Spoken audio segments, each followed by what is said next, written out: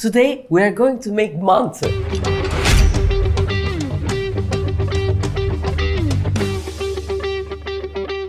What is mantı? It's dough inside filled with great mincemeat and on top as a cloud like yogurt, then pepper and butter mixture. And when you get 1 spoon, you get a feast. When we look at the concept mantı, actually we have versions all over the world. When you go to Italy, it becomes ravioli. When you go to Asia, dumplings of some kind are actually a version of mantı. Up in the Asian area, there are variations. Uzbekistani mantı, Turkmenistan mantı. They are really amazing versions. In the middle of Anatolia, next to where my father was born, lies the city of Kayseri, which is famous for its mantı. Today we're going to make that version. It's the version that is loved and eaten most in Turkey. Now, let's start making our dough. Making the dough is quite simple actually. We have 300 grams of flour, all-purpose flour. I put says the crow, which probably he would also love. We put 3 pinches of salt. And then, this is around a little less than 3 cups. This is like half a cup, which is 125 milliliters of water. And just 1 egg. That's it. Now I'm going to first mix my dough with a wooden spoon so that it doesn't stick to my hands. Once it becomes firmer, it will dirty my hands less. So that's what I'm gonna do. If your dough is too soft, you can always add a bit of more flour, because depending on the flour, sometimes this changes. Keep that in mind. The dough shouldn't be really stiff, it's not gonna stick. And if it's very soft, when you roll it open, it sticks to the surface and we don't want that. So now I'm going to do it by hand, but if you have a stand mixer, you can do it in the stand mixer. When we do it in the hand, the levels are first, I'm going to knead this until the whole cup is cleaned and it doesn't stick to my hands anymore. Then I take it to the counter, continue kneading it. First it's gonna be like, it has cellulites, then it's gonna be all clean and nice. And then probably we're gonna knead about 8 minutes. It's gonna wake up the gluten, the surface is gonna be smoother, and then it's gonna be ready to rest. I'm going to divide the dough in half to make 2, we call it beze in Turkish. So we're gonna have 2 big filos. Now, our doughs are ready. I'm going to put a damp cloth on top so that it doesn't get dry outside and have cracks. That's really important. I'm going to put this here. The bottom is wood so that from the stone you get the cold, but from the wood it's better. With no wind, it's gonna sit there for a while. Now here, I took out my yogurt. We want the yogurt to be in room temperature. This is called süzme yoğurt with less water inside. I prefer that, but it's not a necessity. But the yogurt should be outside. That's important. Now, for the filling, we have 250 grams of mincemeat double grinded. To that, I put 1 teaspoon of black pepper, 1 teaspoon of salt. It's not heap, it's level teaspoon. And half a teaspoon of red pepper, cayenne. What's gonna give the taste to this is gonna be the onion. Onion with its acidity breaks up the cells, makes it easier for the salt and the pepper to get in and balance the taste of the meat. And this way, while we boil the mantı, the juices of the meat is gonna increase the taste of the boiling water as well. Why not chop but grate the onion? That's really important because we don't want big chunks and we want the juice. And grating makes that balance really well. Grating makes the onion like this. So we put it here and we knead it really well. Kneading really well is really important in especially Turkish cooking. When you make köfte, when you make everything. For example, in a burger you don't need to knead, but in these things we really have to knead it for the flavors to get into one another. Don't cry for me, dear mantı. I've been doing this mantı for ages. I'll try to find a right video when I was about 4 or 5. At that time, I was making mantı but wasn't eating it. And then there was one night which changed everything, and I'm going to tell about that a little later. The filling is ready. I'm going to have a tea break so that my dough gets really nice, and then we can start. Now, what I'm going to do is I'm going to put a bit of dough on the counter. I need a rolling pin. I'm going to powder it a bit and then powder my counter as well. If you don't have a rolling pin, you can use a round bottle. That would work. I put this in the middle. I put some flour on top. This is a rather soft dough, so it's gonna be easy to open. If you want a nice, like, minimalistic rolling pin, we sell it on Etsy. Don't put a lot of pressure to your pin, just move and dance around it. When you put pressure, it becomes like an ellipse. For that, we flip and turn 90 degrees. So that once we do it again, it becomes round. Okay, my dough is almost ready. How do I understand it? From its thickness, it's around 2 millimeters. What I do, I make sure, because it's gonna stand like that for a while, I put a bit of dough at the bottom. I flip that side as well, and then put a bit more dough so that it doesn't stick, because it's gonna take a bit of time. If there are excess flour on the top, I pat it out. I'm a dyslexic, so these won't be equal, guys. Kayseri people make it much smaller. They have this thing that in 1 spoon you need to have 50, which is impossible, and life is too short for that. If they're like very big ones, you can cut the excess parts like this. You can have a taste. Can you? Of course.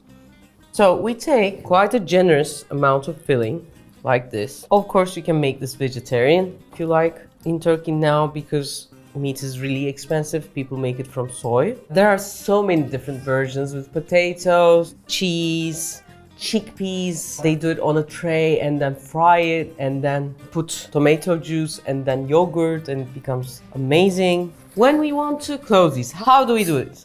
I have water here and some flour on the side. If it's too wet, I use the flour. If it's too dry, I use the water. I take it here to the palm of my hand, and then what I do, I wet one side and then the other. Use the opposite side to stick, and then take the other two opposite sides and make them stick again, like this, and voila.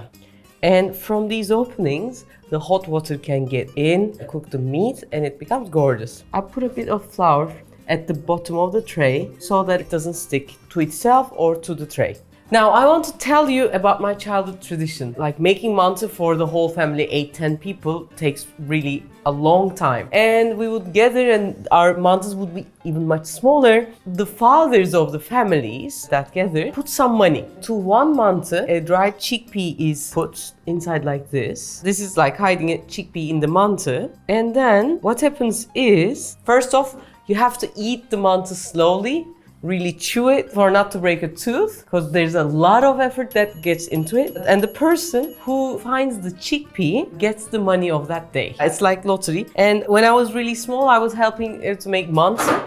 But I didn't like mantı because the only thing I ate was köfte, potatoes, lentil soup, bread and cheese. I was sitting on my mom's lap and she said, "Refika, just for me, please, just 1 spoon. That's all I ask." And she gave me a spoon, and inside there was the chickpea.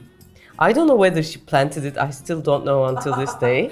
That day I got the money with 1 spoon. By the way, there are sides. Don't throw away the sides, wet them, and the shape doesn't have to be perfect. You can wrap it like this, and it's also a mantı. Don't throw them away. All done. If you're not gonna eat it immediately, you can put it on a tray, then put it into a plastic bag and put it in the freezer. Each time you need some, you can boil it afterwards. Now, in different traditions, mantı is done differently. Sometimes they do it by steaming, sometimes frying, sometimes boiling, sometimes in the oven.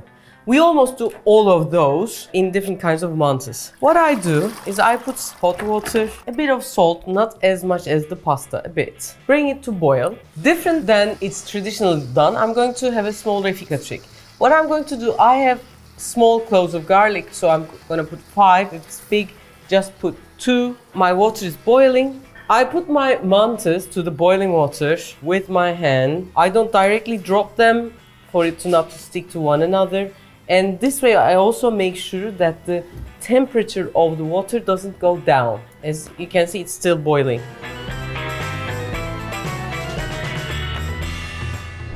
After almost 3.5 minutes, you can taste the mantı. If the dough is not doughy anymore, it tastes nice, and you get the boiled meat flavor, that's done. What it is we have this thing at the last minute. This can be done for the pasta as well. We call this jansu. After we turn off the heat, we put 1 cup of cold water. What this does is closes the pores of the mantı a bit, and that's what we want. And also, after doing that, what I'm going to do, give one, take one.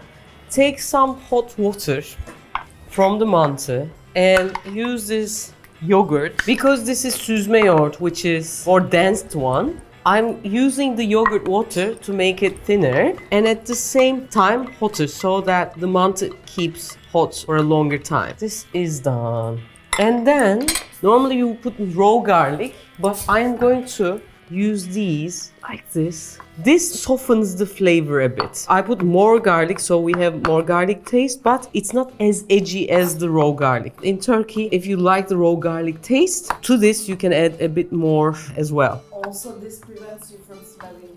Yeah, this then you can go out to disco afterwards eating this. And a bit more salt. And it's done. What I do, I put a pinch of black pepper. This is not, again, traditional, but I love doing it. It balances the heaviness of the yogurt. I take my mantız out. Ooh. Oh, I'm in pain.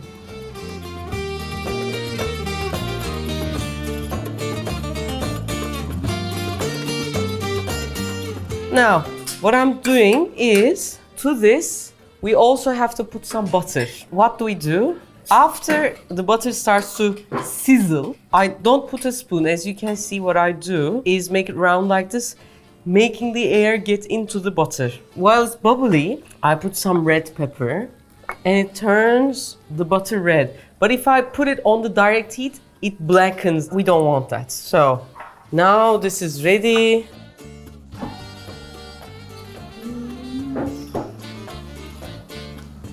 Okay. Some people eat it like this. Some people put some mint and some... Sumak. Sumak is a must. Sumak is a must for Burak. For other people might not be. But this is what mantı is. From my childhood, my favorite dish until last year. What happened last year? Lahmacun took over. We don't know whether the chickpea is in this plate, but we'll see. Everyone will have his chance, her chance. Did you swallow it without...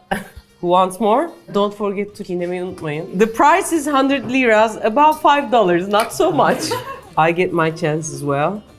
No. Last time I had the chickpea. You No. don't have it. Geldi! Tebrikler! See you guys. We need to do the photography of this, etc., etc. Until next week, take great care.